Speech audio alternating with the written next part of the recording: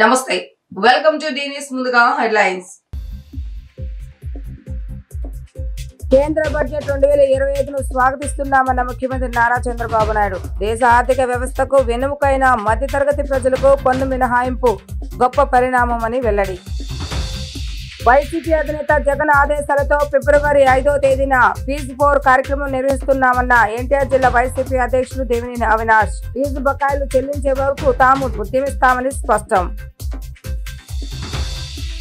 షార్జా నుంచి గన్నవరం రావాల్సిన air India express విమానం అరగంట లేట్. వాతావరణంలో దట్టంగా వ్యాపించిన పొగమంచు కారణంగా ఇబ్బందికరంగా మారిన సేఫ్ ల్యాండింగ్. కేంద్ర బడ్జెట్ 2025ను ముఖ్యమంత్రి చంద్రబాబు నాయుడు స్వాగతించారు. దేశ ఆర్థిక వ్యవస్థకు వెన్నెముక అయిన మధ్యతరగతి ప్రజలకు పన్ను మినహాయింపు గొప్ప పరిణామం అన్నారు.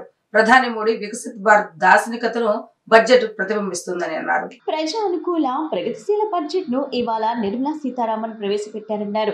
మహిళలు, పేదలు, యువత, రైతుల సంక్షేమానికి ప్రాధాన్యతనిచ్చారన్న సీఎం రాబోయే 5 ఏళ్లలో వృద్ధికి 6 కీలక రంగాలను బడ్జెట్ గుర్తించిందన్నారు. దేశానికి సుసంపన్నమైన భవిష్యత్తును వాగ్దానం చేస్తూ సమగ్రమైన బ్లూ ప్రింట్ గా పనిచేస్తుందన్నారు. ఈ సందర్భంగా కేంద్ర ప్రభుత్వానికి ఆర్థిక మంత్రి నిర్మలా సీతారామన్ కు సీఎం చంద్రబాబు అభినందన తెలిపారు.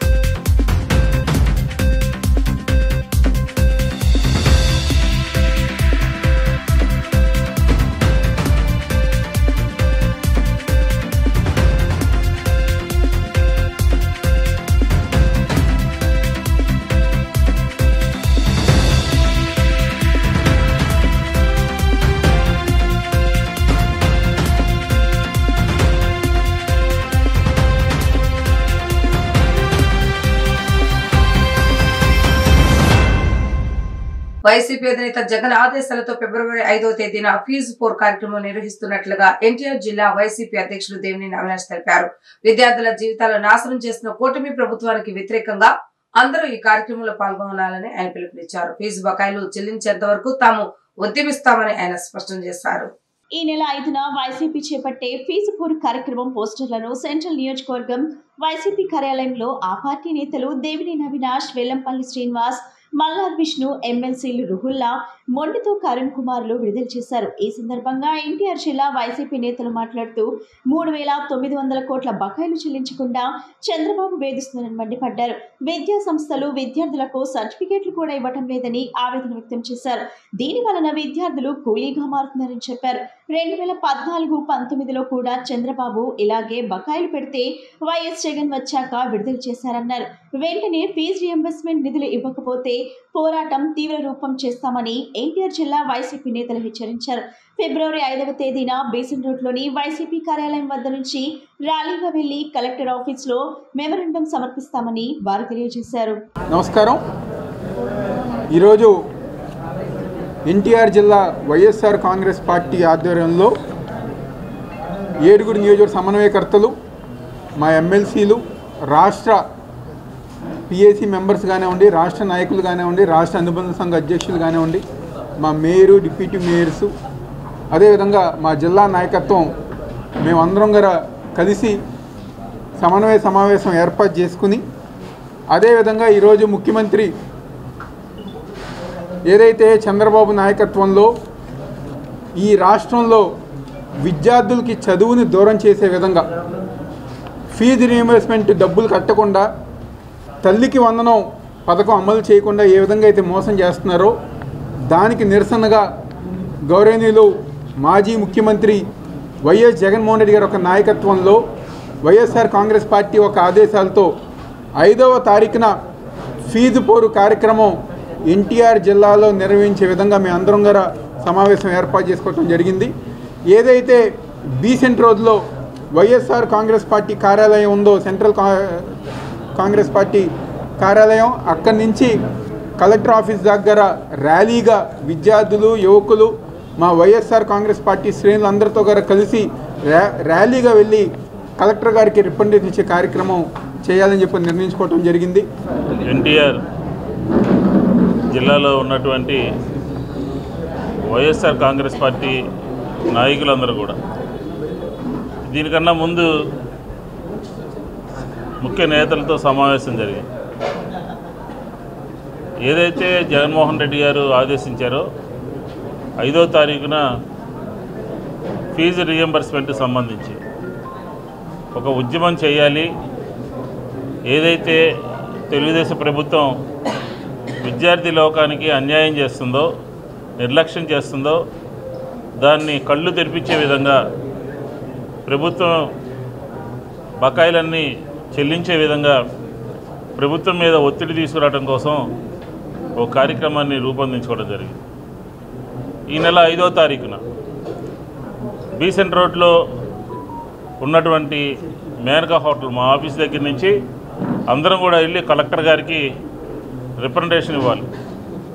ఎందుకంటే 3,900 కోట్ల రూపాయలు బకాయిలు, కాలేజీలకి బకాయిలు, విద్యార్థుల్ని యాజమాన్యాలు హింసిస్తూ ఉన్నాయి. సర్టిఫికెట్లు ఇవ్వట్లేదు, అటెండెన్స్ సరిగా వేయట్లేదు. యావత్ విద్యార్థి లోకం అంతా కూడా ఆంధ్రప్రదేశ్లో అనేక రకమైనటువంటి ఇబ్బందులకు గురవుతోంది. ఈ రాష్ట్ర మాజీ ముఖ్యమంత్రి జగన్మోహన్ రెడ్డి గారు ఇచ్చిన పిలుపు మేరకు ఫీజు ఊరుబాట మీద 5వ తారీఖున పెద్ద ఎత్తున ర్యాలీ తీసి ఒక విన్నపం ఇవ్వాలనే ఉద్దేశంతో, అదేవిధంగా రాష్ట్రంలో ఏ విధంగా విద్యార్థులకు అన్యాయం జరుగుతుంది కూడా తెలియజేసే విధంగా ఒక కార్యక్రమాన్ని చేపట్టడం జరిగింది. జగన్మోహన్ రెడ్డి గారి ప్రభుత్వంలో విద్యార్థుల్ని గ్లోబల్ స్టూడెంట్స్గా తీర్చిదిద్దాలనే ఉద్దేశంతో చేపట్టినటువంటి కార్యక్రమాలన్నీ మీ అందరికీ తెలుసు. దానికి వ్యతిరేకంగా ఈవేళ రాష్ట్రంలో విద్యను ఏ విధంగా చేస్తున్నారో మీరు ఎవరిని అడిగినా చెప్తారు. టీచర్స్ని అడగండి, ఏ విధంగా ఈవేళ విద్యా వ్యవస్థ ఉందో తెలియజేస్తారు. మీరు ఎవరిని అడిగినా చెప్తారు. మొన్నటికి మొన్న ఆయన రాష్ట్రం ఆర్థికంగా బలపడిన తర్వాతే పథకాలు అంటున్నారు. షార్జా నుంచి గన్నవరం రావాల్సిన ఎయిర్ ఇండియా ఎక్స్ప్రెస్ విమానం అరగంట నుంచి గాల్లో చక్కర్లు కొట్టింది. వాతావరణంలో దట్టంగా వ్యాపించిన పొగమంచు కారణంగా సేఫ్ ల్యాండ్ ఇబ్బందికరంగా మారుతుంది. దీంతో షార్జా నుంచి 170 మంది ప్రయాణికులు గన్నవరం రావాల్సి ఉంది.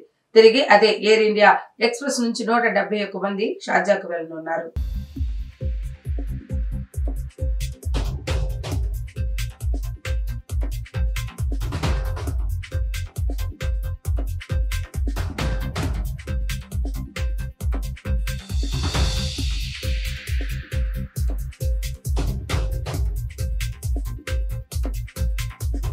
నా శాలరీపై కొందరు ట్రోల్స్ చేయడంపై ఐటీ ఉద్యోగి యువరాజు యాదవ్ స్పందించాడు. నేను జిమ్ హోదాలో పనిచేస్తున్నా, 14 ఏళ్లకు పైగా ఎక్స్పీరియన్స్ ఉంది.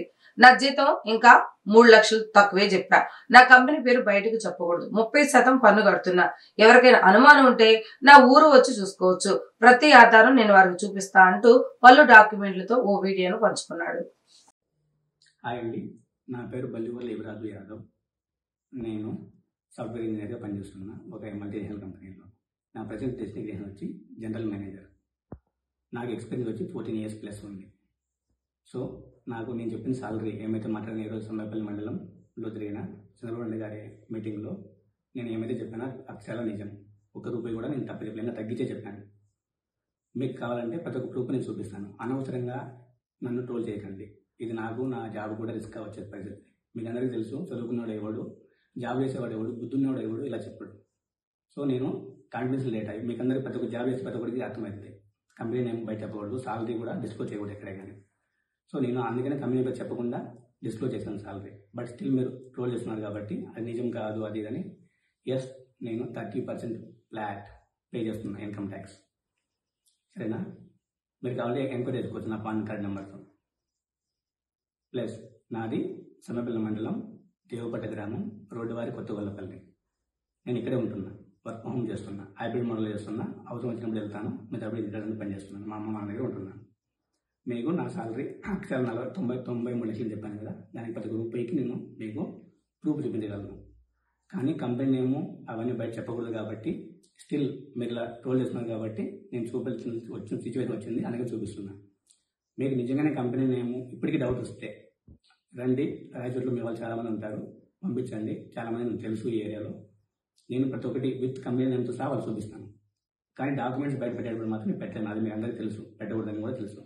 సో బ్లర్ చేసి కంపెనీ నేము కొన్ని విషయాలు బ్లర్ చేసి నా సాలరీ ఆపరేటర్ ఉంటుంది, నా సాలరీ బ్రేకప్ స్ట్రక్చర్ మీకు చూపిస్తాను, చూసుకోండి.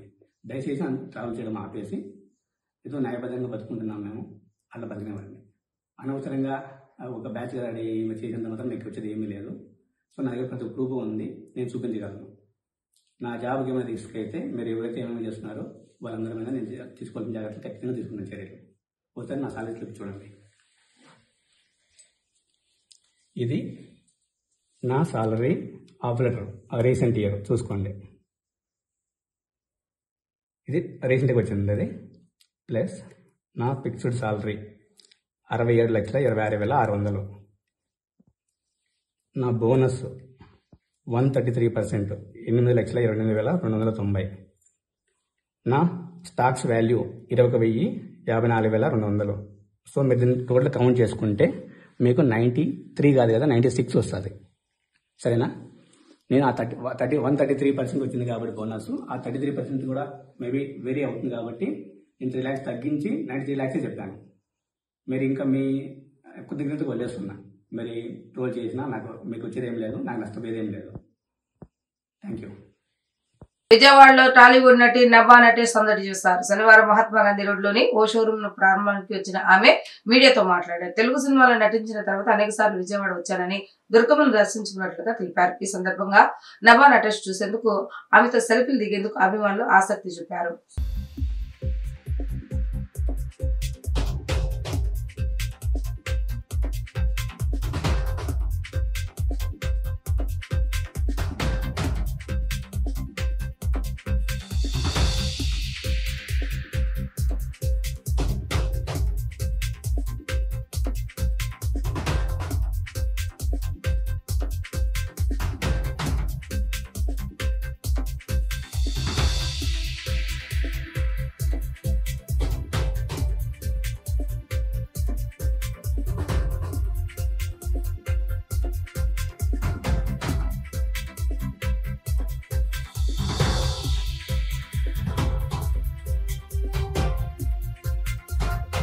రాష్ట్ర ప్రభుత్వ మార్గదర్శకాల ప్రకారం ఎన్నికల ప్రవర్తన నియమాలను దృష్టిలో ఉంచుకుని పటిష్ట పర్యవేక్షణతో ఎన్టీఆర్ భరోసా పెన్షన్ పంపిణీ ప్రక్రియను సజావుగా చేపట్టడం జరిగిందని జిల్లా కలెక్టర్ లక్ష్మీషా అన్నారు. ఎన్టీఆర్ భరోసా ద్వారా సామాజిక భద్రత పెన్షన్ల పంపిణీలో భాగంగా జిల్లా కలెక్టర్ లక్ష్మీషా కంచిచర్ల మండలంలోని పరిటాల, ఇబ్రహీంపట్నం మండలం మూలపాడులో పర్యటించారు. ప్రభుత్వ ఉద్యోగాల ద్వారా ఇంటింటికి వెళ్లి పెన్షన్లు అందిస్తున్న ప్రక్రియను పరిశీలించారు. శనివారం ఉదయం 6 గంటలకు పంపిణీని ప్రారంభించి మొదటి రోజే జిల్లాలో 2,29,913 పెన్షన్లకు 98.20 కోట్ల పంపిణీని పూర్తి చేసేందుకు కృషి చేయడం జరిగిందన్నారు. గ్రామీణ పట్టణ ప్రాంతాల్లో అధికారుల పర్యవేక్షణలో ఎక్కడ ఎలాంటి ఇబ్బంది లేకుండా లబ్ధిదారులకు పెన్షన్లు అందిస్తామని కలెక్టర్ లక్ష్మీషా తెలిపారు.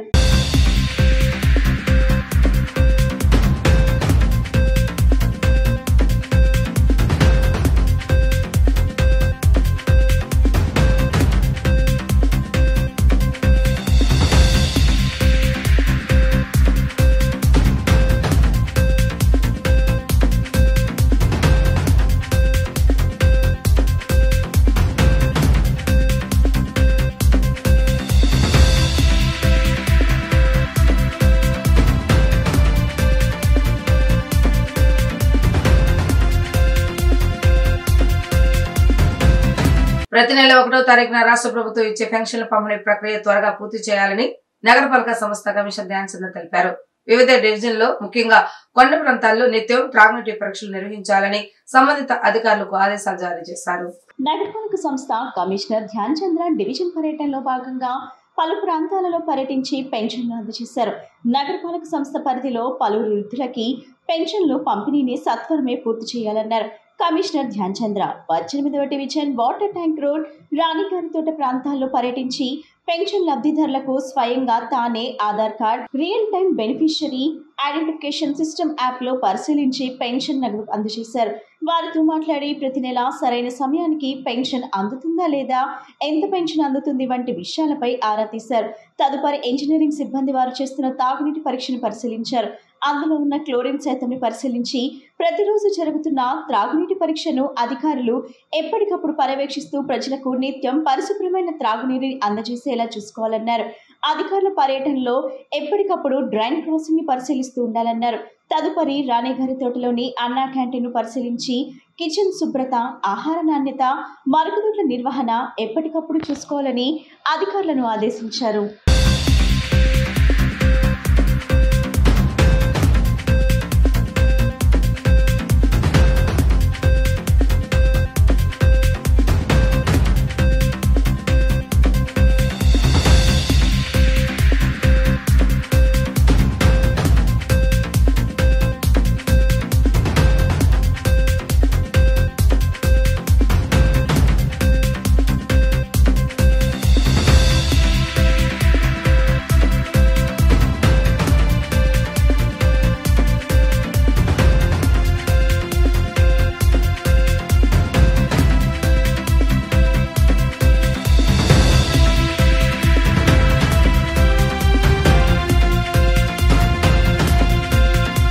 సీఎం చంద్రబాబు నాయుడు రాష్ట్రంలో ఉచిత ఇసుక విధానం అమల్లోకి తీసుకొచ్చిన తర్వాత ప్రతి పేదవాడికి ఇసుక అందుబాటులోకి వచ్చిందని టీడీపీ రాష్ట్ర అధికార ప్రతినిధి నాగుల మీరా తెలిపారు. పేదవాడికి ఉచితంగా ఇసుక అందజేయాలన్న ఉద్దేశంతో కృషి చేస్తున్న ఎంపీ కేశవ్ శివనాథ్పై సిపిఐ ఎన్టీఆర్ జిల్లా కార్యదర్శి దోనిపూడి శంకర్ చేసిన నిరాధారమైన తప్పుడు ఆరోపణలను ఖండించారు. టీడీపీ జిల్లా కార్యాలయంలో ఏర్పాటు చేసిన విలేకరుల సమావేశంలో నాగుల మీరా మీడియాతో మాట్లాడారు. దోనిపూడి శంకర్ బ్లాక్ మెయిలింగ్ రాజకీయాలకు పాల్పడుతున్నారన్నారు. శంకర్ ఒక వసూలు రాజా అంటూ పార్టీ కార్యక్రమాల పేరుతో టీడీపీ ఎమ్మెల్యేలు, ఎంపీ కేశవ్ శివనాథ్ను చందాలు అడిగే పరిస్థితి ఉందన్నారు.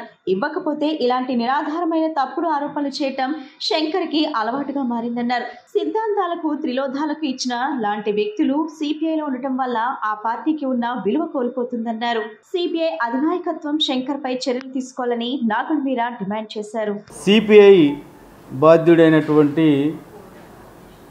దోనిపూడి శంకర్ ఏదైతే గౌరవ పార్లమెంటు సభ్యులు కేశినేని చిన్ని శివనాథ్ గారి మీద చేసినటువంటి నిరాధారమైనటువంటి ఆరోపణలు తీవ్రంగా ఖండిస్తూ ఉన్నాం. ఈ రోజున సిపిఐ విలువలు కోల్పోతూ ఉంది, సిద్ధాంతాలకు తిలోదకాలు ఇచ్చింది. అంటే శంకర్ అనే వ్యక్తి వసూలు చేయటం అలవాటు చేసుకున్నాడు. అంటే ఆయన పార్టీ కార్యక్రమాలు ఉన్నాయని చెప్పి ఆ పేరుతోటి మా ఎమ్మెల్యేలను, మా ఎంపీ గారిని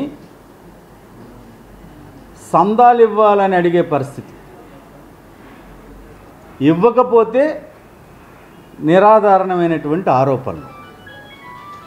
నేను సిపిఐ అధినాయకత్వానికి సూచిస్తూ ఉన్నాను, ఇటువంటి వ్యక్తులు మీ పార్టీలో కొనసాగితే మీకున్న కాస్త గౌరవం కూడా పొద్ది. శంకర్ మీద మీకు చిత్తశుద్ధి ఉంటే తగిన చర్యలు తీసుకోవాలని డిమాండ్ చేస్తూ ఉన్నాను. ఏదైతే శంకర్ చేసినటువంటి ఆరోపణల మీద, తప్పుడు ఆరోపణల మీద ఎంపీ గారు న్యాయపరమైనటువంటి ఆయన హక్కుల్ని భంగం కలిగించినటువంటి విధంగా తన మీద చర్యలు తీసుకుంటానికి ఆయన సిద్ధపడ్డాడు. దానికి సిద్ధంగా ఉండాలి శంకర్. నీ పేరు వసూలు రాజా, నువ్వు మాట్లాడే స్థాయి కాదు.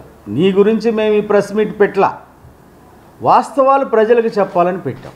2 తెలుగు రాష్ట్రాల ఎస్సీ వర్గీకరణపై ఈ నెల 2వ తేదీన నగరంలోని ఎంబీవీకే ఆడిటోరియంలో మాల సంఘాల జేఏసీ ఆధ్వర్యంలో మేము సైతం అనే పేరుతో సభ నిర్వహిస్తున్నామని మానవ సంఘాల జేఏసీ అధ్యక్షులు అన్నవరపు కిషోర్ చెప్పారు.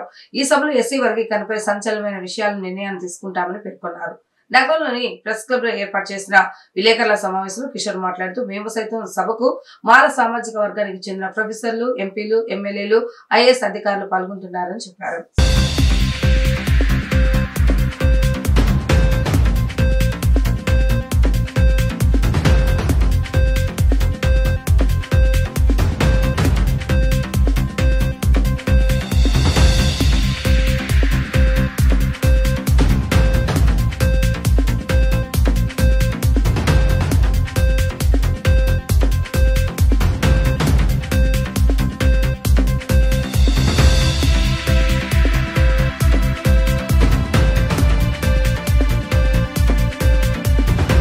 రేపు విజయవాడలో మాకినేని బసవపున్నయ్య ఆడిటోరియంలో చారిత్రాత్మక సభ ఒకటి నిర్వహిస్తున్నాం.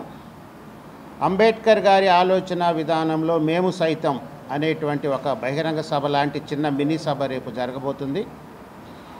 ఈ సభలో ముఖ్య అతిథులుగా ఏఎం వ్యవస్థాపక అధ్యక్షులు పివి సునీల్ కుమార్ గారు ఐపీఎస్ గారు, తర్వాత తెలంగాణ ఎమ్మెల్యేలు ఇద్దరు వివేక్ గారు నాగరాజ్ గారు, వారితో పాటు లా కాలేజీ ప్రొఫెసర్ వినోద్ గారు, ఉభయ రాష్ట్రాల్లోని అంబేద్కర్ వాదులు మేధావులు అందరూ కూడా హాజరవుతున్నారు. రేపు ముఖ్యంగా వర్గీకరణపై చర్చా వేదిక జరగబోతుంది.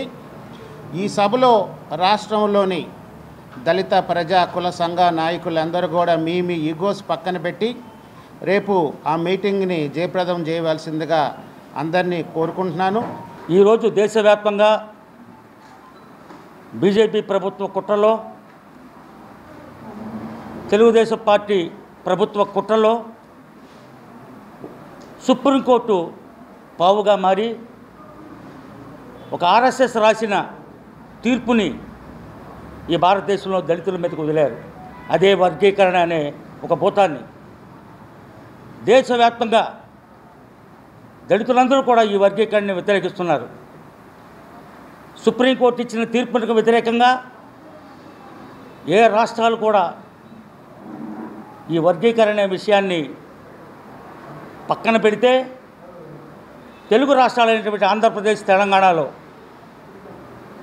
ఇక్కడ చంద్రబాబు నాయుడు గారు, అక్కడ రేవంత్ రెడ్డి గారు, ఇద్దరిదే ఒకే ఆత్మ. వీళ్ళిద్దరూ కలిసి ఈ రెండు రాష్ట్రాల్లో మాలల్ని పాతాల లోకానికి తొక్కడం కోసం ఒక కుట్ర చేస్తున్నారు. మీ అందరూ కూడా ఈ వర్గీకరణ విషయాన్ని చాలా క్లుప్తంగా పెద్ద అక్షరాలతో రాయండి. ఇది దళితులపై జరుగుతున్న ఒక దాడి. ఒక వ్యక్తి ఆయన స్వార్థం, మందకృష్ణ మాదిగా స్వార్థం కోసం మా ఎస్సీ మాలల్ని కేవలం టార్గెట్ చేసి RSS, BJP, TDP Chandrababu Naidu గారి తొక్కేయాలి, రిజర్వేషన్ మేము ఏదో తినేస్తున్నాము, వాళ్ళ మాదిగలకి ఏమి దక్కట్లేదనే విధానంతో మాదిగలను రెచ్చగొట్టి ప్రభుత్వ ఫీజు రియంబర్స్మెంట్ నిధులు ఇవ్వకపోవడంతో విద్యార్థులు రోడ్డున పడ్డారని నగర మేయర్ అయిన భాగ్యలక్ష్మి, డిప్యూటీ మేయర్లు బెల్లందుర్గ, అవత శైలజారెడ్డి ఎన్డీఏ కూటమి సర్కారులపై తీవ్ర స్థాయిలో దుయ్యబట్టారు. తల్లిదండ్రులు ఫీజు కట్టలేక అల్లాడిపోతున్నారని వైసీపీ తరఫున విద్యార్థులకు అండగా ఉంటామన్నారు. కానీ చంద్రబాబు నాయుడు ఫీజు రియంబర్స్మెంట్ నిధులు ఇవ్వకుండా మోసం చేశారని మండిపడ్డారు. బాధిత విద్యార్థుల తరఫున ఫిబ్రవరి 5వ తేదీన వైసీపీ నిర్వహించనున్న పోరాటానికి యువత పెద్ద ఎత్తున తరలి రావాలని కోరారు. వైఎస్ జగన్ విద్యా వ్యవస్థలో విప్లవాత్మక మార్పులు తెచ్చారని, అలాంటి వ్యవస్థను చంద్రబాబు నాయుడు నాశనం చేస్తారని ఆగ్రహం వ్యక్తం చేశారు. వైఎస్ఆర్సీపీ పార్టీ తరఫున ఫీజు రీఇన్వెస్ట్మెంట్కి పోరుబాట నిర్వహించడానికి వైఎస్ఆర్సీపీ పార్టీ జిల్లా అధ్యక్షులు మన దేవినేని అవినాష్ గారు, 7 నియోజకవర్గ ఇన్ఛార్జీలు, అలాగే మా డిప్యూటీ మేయర్సు, అలాగే చైర్మన్స్, అలాగే కార్పొరేటర్సు అందరూ ఈరోజు ఈ మీటింగ్లో పాల్గొనడం జరిగింది. ఏదైతే విద్యార్థులకి ఈ రోజున వాళ్ళకి జరుగుతున్న అన్యాయానికి చంద్రబాబు నాయుడు గారు గతంలోన ఎలక్షన్ ముందు జగన్ గారి కన్నా నేను ఇంకా మిన్నగా పరిపాలన చేస్తాను, అమ్మఒడి ఇస్తాను, ఎంతమంది పిల్లలుంటే అంతమందికి ఇంట్లోన ఫీజు రిజిస్ట్మెంట్ కానీ అమ్మఒడి కానీ చెల్లిస్తామని చెప్పి బూటకం మాటలు నమ్మబలికి ఈరోజు పాలనలోకి వచ్చిన తర్వాత ఏం మాట్లాడుతున్నారన్నది డైరెక్ట్గా ఒక సీఎంఏ కూర్చొని నిధులు లేవు, మేమేమీ చేయలేము అని ఇలాంటి ఒక చేతకాని మాటలు మాట్లాడుతుంటే చాలా హాస్యాస్పదంగా ఉంది. ఈరోజు చంద్రబాబు నాయుడు గారి పరిపాలన 8 నెలలు మాత్రమే అవుతున్నప్పటికీ కూడా ఈ రోజున పోరుబాటుకి ప్రతిపక్షాలు వచ్చినాయి అంటే మీ అసమర్థ పాలన ఎంత బాగుందో ఒకసారి మీరే నెమర వేసుకోవాలని ఈ సందర్భంగా తెలియజేస్తా ఉన్నాం. ఎందుకంటే ప్రతి ఒక్క విషయంలో కూడా ఈ విషయంలో మేము ప్రజలకు న్యాయం చేశామని ఎక్కడా కూడా ఎవరు కూడా చెప్పుకోవట్లా. ప్రజలు ఎవరు కూడా అసలు ప్రజలు మేము చంద్రబాబు నాయుడు గారిని కూటమి ప్రభుత్వాన్ని ఎందుకు గెలిపించామా అనేటువంటిది గత 4 నెలల నుంచి అనుకున్నటువంటి మాటే. ఇవాళ కొత్తగా మళ్ళీ 3 నెలలకు అనుకునేటువంటి మాట అయితే ఏం లేదు. ఎందుకని ఇంత వ్యతిరేకత కూడగట్టుకుంటున్నారని మేము అడుగుతా ఉన్నాం. గత ప్రభుత్వంలో గత ముఖ్యమంత్రి గారు జగన్మోహన్ రెడ్డి గారు పరిపాలన అంటే ఏమిటి అనేటువంటిది, పరిపాలన ఎంత చక్కగా చేయాలనేటువంటి దాన్ని ఎంత చక్కగా వ్యవహరించారో గడిచిన 5 సంవత్సరాల కాలమే మనకు రుజువు. ప్రతి ఒక్క పథకం కూడా ఎక్కడా కూడా ఆగల. ఎందుకని ఆగలే చెప్పండి? ఓట్లు వేయించుకునే రోజు మాత్రం డబ్బులు ఉన్నాయో లేవో అనేటువంటి ఆ విషయం మాత్రం మీకు పట్టలే, కానీ ఓట్లు అయిపోయినాయి, గెలిచారు. ఈరోజు వైఎస్ఆర్ పీస్ పోరు కార్యక్రమానికి మా ఎన్టీఆర్ జిల్లా అధ్యక్షులు దేవినేని అవినాష్ గారు మరియు పెద్దలు విజయవాడ నగర ఈస్ట్ కానీ వెస్ట్ సెంట్రల్ కానీ అందరూ 7 నియోజకవర్గాల ఇన్ఛార్జీలు పెద్దలు మరి నాతోటి కార్పొరేటర్స్ మేయర్ గారు డిప్యూటీ మేయర్లు అందరం కూడా పాల్గొనడం జరిగింది ఎమ్మెల్సీలు. మరి ఒకటే చెప్తున్నా, మరి ఏదైతే ఫీజు పోర్ అంటే విద్యార్థులకి మాట సూపర్ 6 అని చెప్పడం తప్ప ఏది అందులో ఒక్కటి కూడా నెరవేర్చలేదు. మరి ఇదే విద్యాశాఖ మంత్రి ఉన్న లోకేష్ గారిని ఒకటే అడుగుతున్నాం. మరి ఆ రోజు జాఫర్ ఇంటర్వ్యూలో మీరు ఏమని చెప్పారు? నిధులన్నీ మేము లెక్కేసుకున్నాం, రాగానే అన్నీ కూడా లెక్కపూర్తిగా ఇస్తామని అన్నారు. మరి మీరు లెక్కల్లో వీకా లేకపోతే మతి మరపు ఒకటే క్వశ్చన్ అడుగుతున్నాం. మరి ఆ రోజు మీరు ఏమని ఇంటర్వ్యూలో ఇచ్చారు? చొక్కా పట్టుకుని అడగండి ఎవరినైనా అని. ఒకసారి రండి, చొక్కా కాదు, ఏ విధంగా మీతో మాట్లాడతారో ప్రజలే మీకు చూపిస్తారు. ఎందుకంటే మీరు దావాస్ వెళ్ళాము అవన్నీ తీసుకొస్తామని కాదు, రాష్ట్రంలో మీరు ఇవ్వాల్సినవి ఇంత కూడా విద్యార్థులకి విద్య ఇవ్వలేని వాళ్ళు మీరు అదర రాష్ట్రానికి మీరు పెట్టుబడులు తేవడానికి ఏ రకంగా వెళ్ళారో మీకే వదిలేస్తున్నాం. వార్తలు ముగించే ముందు హెడ్లైన్స్ మరొకసారి. కేంద్ర బడ్జెట్ 2025ను స్వాగతిస్తున్నామన్న ముఖ్యమంత్రి నారా చంద్రబాబు నాయుడు. దేశ ఆర్థిక వ్యవస్థకు వెన్నెముకైన మధ్యతరగతి ప్రజలకు పన్ను మినహాయింపు గొప్ప పరిణామమని వెల్లడి. వైసీపీ అధినేత జగన్ ఆదేశాలతో ఫిబ్రవరి 5వ తేదీన ఫీజు పోర్ కార్యక్రమం నిర్వహిస్తున్నామన్న ఎన్టీఆర్ జిల్లా వైసీపీ అధ్యక్షులు దేవినేని అవినాష్. ఫీజు బకాయిలు చెల్లించే వరకు తాము ఉద్యమిస్తామని స్పష్టం. షార్జా నుంచి గన్నవరం రావాల్సిన ఎయిర్ ఇండియా ఎక్స్ప్రెస్ విమానం అరగంట లేట్. వాతావరణంలో దట్టంగా వ్యాపించిన పొగమంచు కారణంగా ఇబ్బందికరంగా మారిన సేఫ్ ల్యాండింగ్. ఇవి ఈ రోజు వార్తా విశేషాలు. మరలా 3 ప్రసారమే డి న్యూస్ లో కలుద్దాం. అప్పటి వరకు చూస్తూనే ఉండండి డి న్యూస్ విజయవాడ.